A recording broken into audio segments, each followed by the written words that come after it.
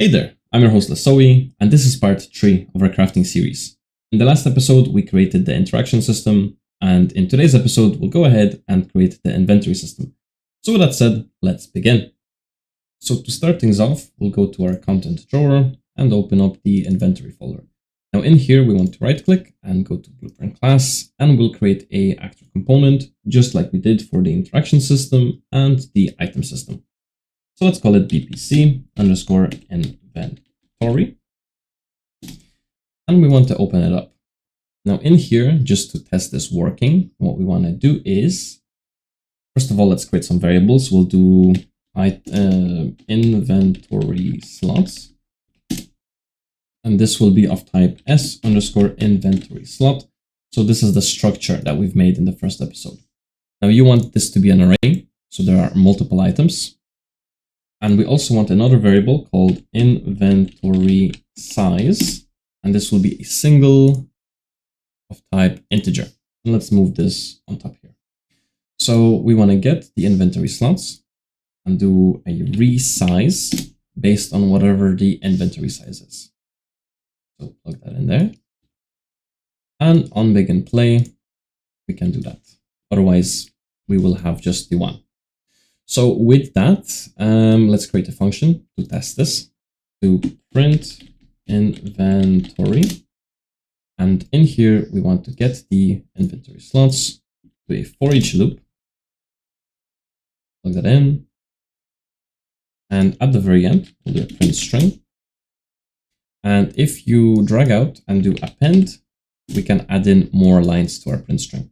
So in our case, we want 5. We want the index to know which number it's at. We can do double colon space. Then this would be the item ID. So break that open. And lastly, we have the item quantity. So we'll do space equals space. And this will look nicely on the print string then.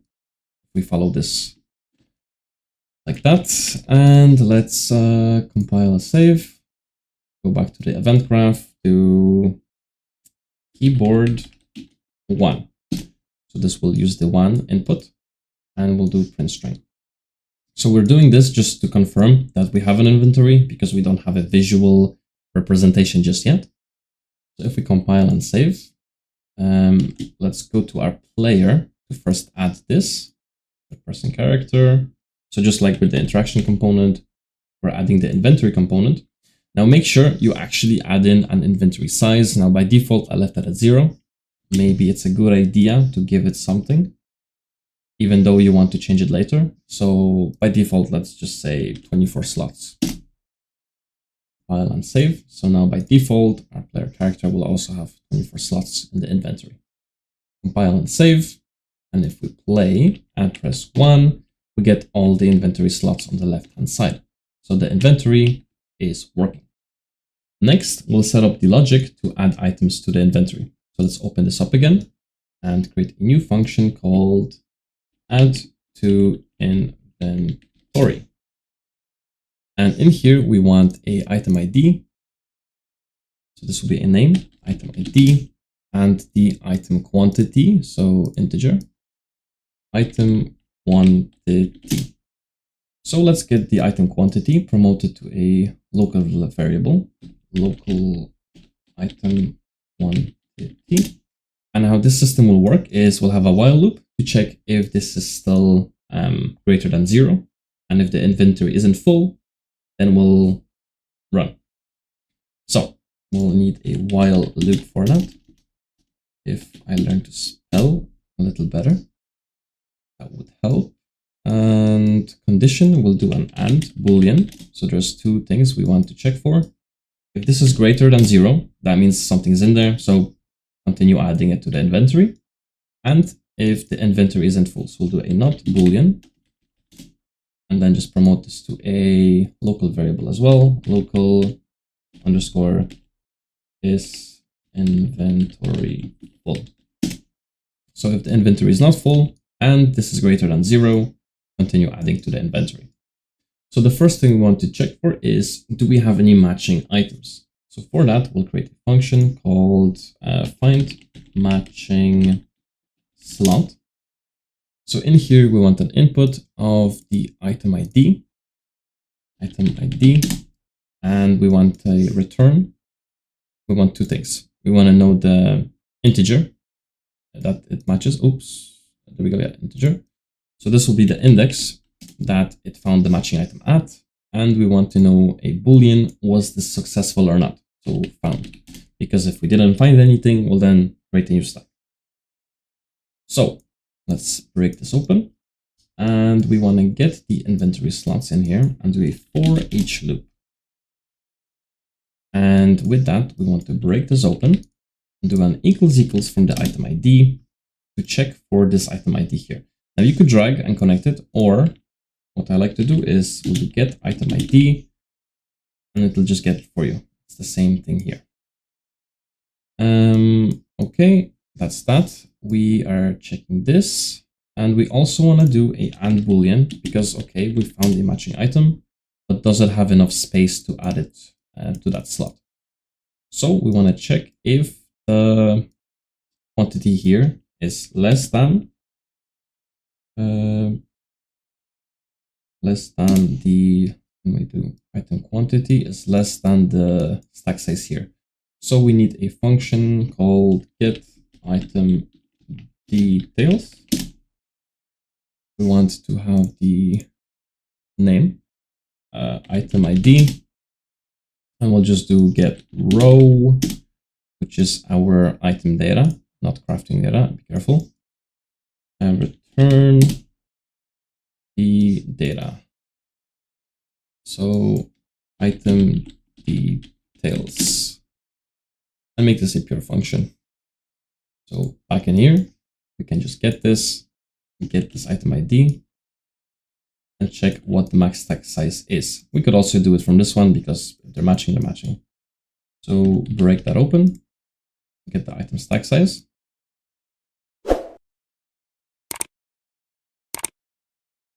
So if that's the case, if the item quantity is less than the stack size, we'll go ahead and add this. So branch. This means we found a item. So with that, we want to return the index that it was matching at. So we then know where to add it to. We want to tick this to be true. And if this goes through the whole array, and if it doesn't find anything, we'll return -1 to indicate a null value, and we'll also say that it wasn't found. So that's all right here then. Compile that. Now we can add this function we just made to the loop body here. And the item ID, we can just drag this again. So get item ID, DI, item DI, kind of cool. And we'll get a branch in here. So that went true, and we want to add it then. So we'll do another function called add item to stack. So in here, we want the index. Let's change that to integer and the quantity we're adding. So item quantity. And here we'll do index. So we want to grab the array slots and do set array element. So we're essentially just overriding the data at that index. So index to index, we can break this open. If you're doing it this way, dragging from right, you want to do a make. If you're dragging from the left, you do a break. So we want to get a copy of this index here, and we want to add to this index here. So we'll do break whatever item quantity plus add item quantity. So get item quantity. Remember, just not dragging it. Same thing, and we'll drag this to the item quantity. And the item IDs are the same. So that's our add to stack function. Double click, align it, make it pretty, and I'm happy. File and save. So back to add to inventory function. We found one, so we'll do add item to stack. True. Index goes to index. And because we are doing a while loop, we want to do this continuously at 1. And then it'll check again and again and again. So that went true. What if it's false? Well, if it's false, we want a function to check is there space left. So any slots available. I just can't spell. That's all that is. So any slots available, and we'll do an input of what do we want to check for? For nothing, actually. We don't want to check for anything. We want to loop over our array for each loop. And we want to break this open and check if the item quantity is equal to nothing, or the item ID. So if there's a null value, of course, it's going to be empty. Hide anything we don't need. And we'll do, this is very similar to the find matching slot. Return value. We want to return the index it was found at, and then the Boolean value. We'll do found, and we'll do index. So it was found, and we have the index. And if it goes through the whole array, the whole inventory, doesn't find anything, same thing. Completed, not found, and -1 indicates a null value. So there is that, and we can compile, save, exit. From the branch here, we'll do a second branch. Any slots available. And by the way, you can make this into a pure function. Connect this here. So if it's true, if it goes in, well, first of all, let's do it false. If it's false, it didn't find it. That means the inventory is full. So just set it to full. And take that true. And if it's true, it went true. We have space. So we need another function called, what do we call it? Create new stack. And in here, we simply want the index. We'll do index. We want the item ID and the quantity,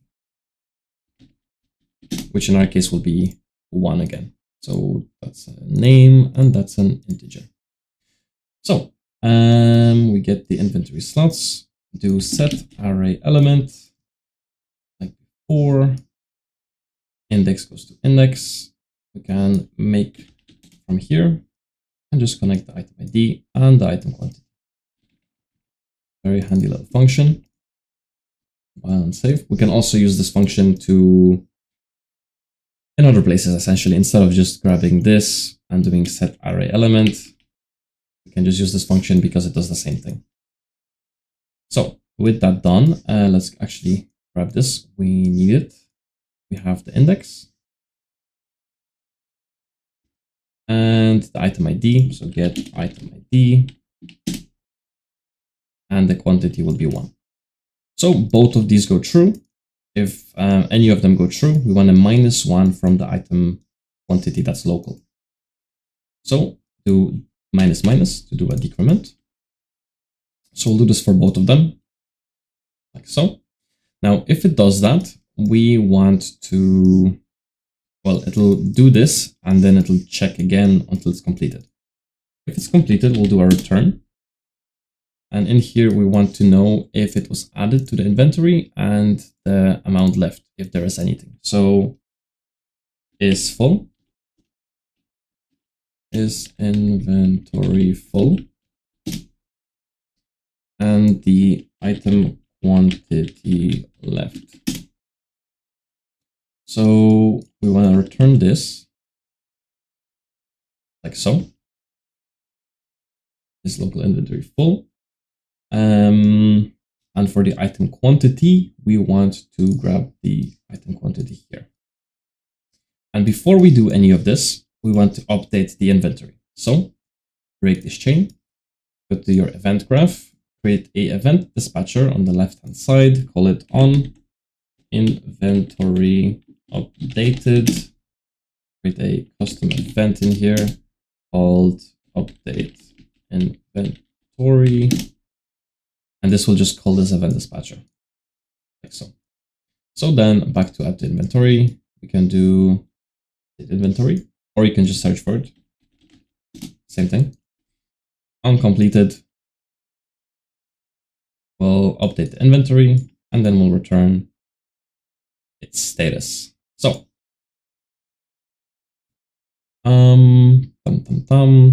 That's looking good. So let's compile and save that. So with the inventory logic complete, let's go ahead and open up the item data and the item data component. Now, if you remember from the previous episode, event interact with will actually add that item to our inventory. So let's get the player character and do get component, get comp class, shortcut. This will get our inventory component. So, and we'll do is valid, just in case the player doesn't have it, but we know they will. And from here on is valid, what we want to do is we want to add to inventory. So we are just calling that function we made from the inventory. Now the item ID will come from here. So get break item or row name, that's the item ID. You can click on that and hide anything not necessary. Now the item quantity will come from the quantity here. And that's essentially it. We'll just get a branch to know if this was added or not. So just before we do that, we'll do a and boolean, because if let's say we picked up everything, but there is not enough space in the inventory, we want to leave whatever's left. So to do that, we'll check if this is equal to 0. This is equal to 0 and there is space left. We'll just continue. If that is false, then we will set the item quantity to this, whatever has been left. Just drag that out, log it in here, and that's looking nice. And on true, get the owner, because we've picked up everything there was to pick up, and destroy this component or the owner of this component, so the item. And that's all. File and save. So let's run this logic real quick and see if we are adding items to the inventory. So right now, if we print string, everything is empty. Go ahead, pick up your stick and your iron. They add, print 1, and there we go. We have 1 iron and 1 stick. What if we had 2 iron? Play. Pick up the stick and the ingots, and what do we get? 1 stick, 2 ingots. So they stack and they create a new stack. Now, what if our stick here, like I showed you in the first video actually, click on our item data and we set the item quantity to be 5. We run that, we should be able to pick up the ingots, stick, and ingot again, print, and there we go, 2 ingots and 5 sticks.